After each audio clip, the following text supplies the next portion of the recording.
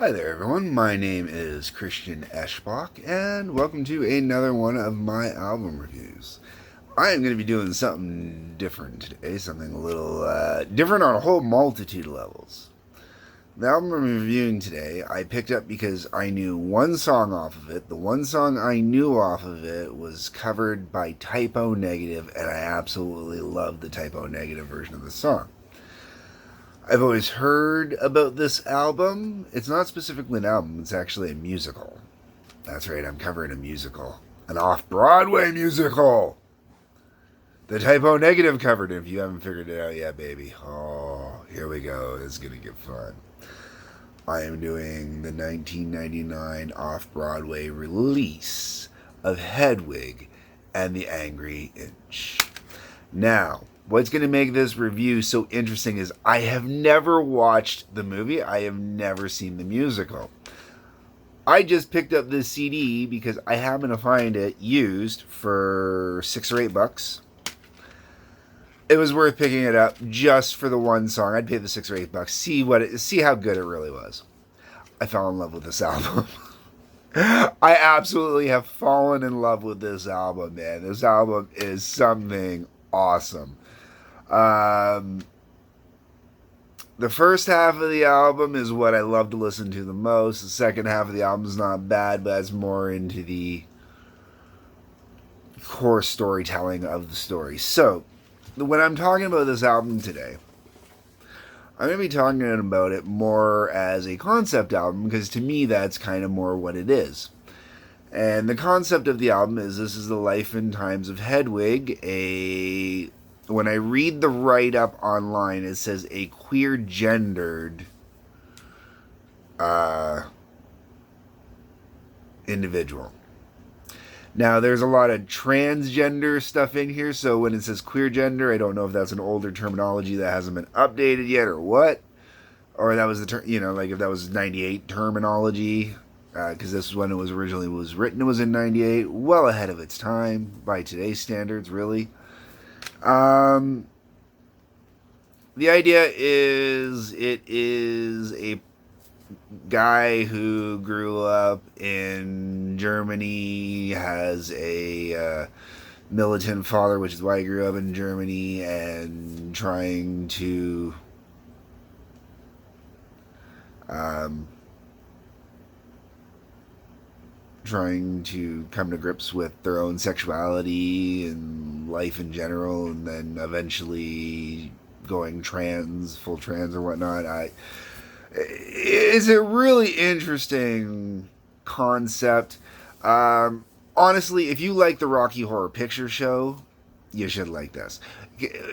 Especially because it doesn't have any of the weird sci-fi elements of the Rocky Horror Picture Show. So picture kind of like the Rocky Horror Picture Show, sort of, but rooted in real life. And that's still not a fair and accurate representation. But, anyways, let's get into this. Let's get into the song. So you got Tear Me Down.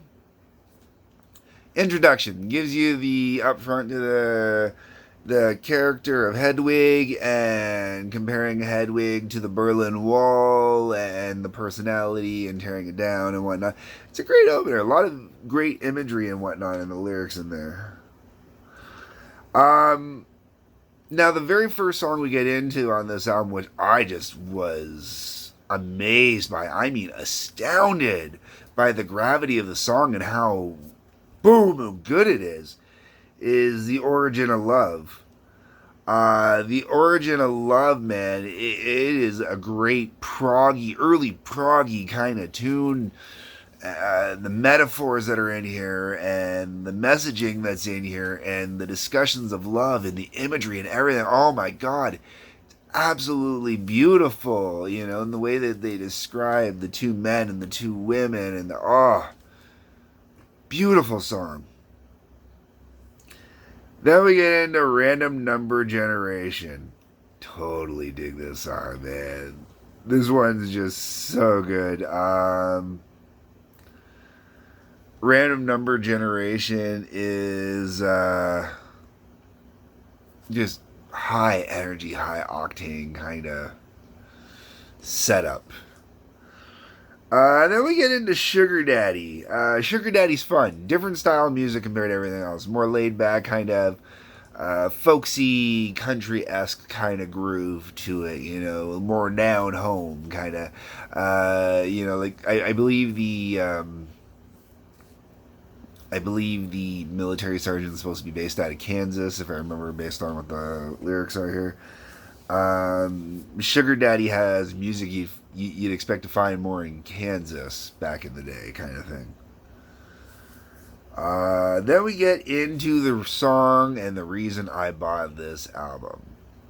I love Typo Negative's version of Angry Inch. It is such a great song, and when they did it, I took it as this great humorous kind of tune, right? Because it does. It's got this great humor to it, especially in the hands of Typo Negative. In this version, I was blown away by it, man. Like, the Typo Negative version is really kind of like in your face, especially for Typo Negative, kind of in your face and fast and and This one's like freaking harsher still, man. Like, not as dark, gothy, but way the hell more brashy and punk, man. Like, love it. Absolutely love it, man. It is. I love the Typo version. This one's like one of my all-time favorite songs, man. And it's just, I love how in-your-face outrageous, and this is the only part of the movie or musical I've ever seen. I have taken the time to watch the video online, and I just love how in-your-face the movie is online. It's just great. After that, the album now takes kind of a different turn, and instead of being about Hedwig's transformation and Hedwig's aggression, it's now Hedwig trying to level out and finding the rest of the way through life, kind of thing, you know? Walking away from that in-your-face, shocking kind of attitude and be more the, I just want to live my life. And that's where we get into Wig in a Box. I really enjoy this song. This song is fun to sing. I actually find myself singing it regularly while it comes on. And it's a really kind of slower, more somber kind of song, but it really reminds me of Alice Cooper's King of the Silver Screen, or the Saga of Jesse James. You know, stuff like that. Really kind of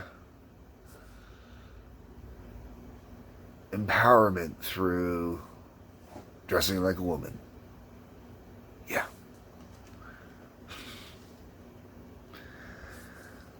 Wicked Little Town.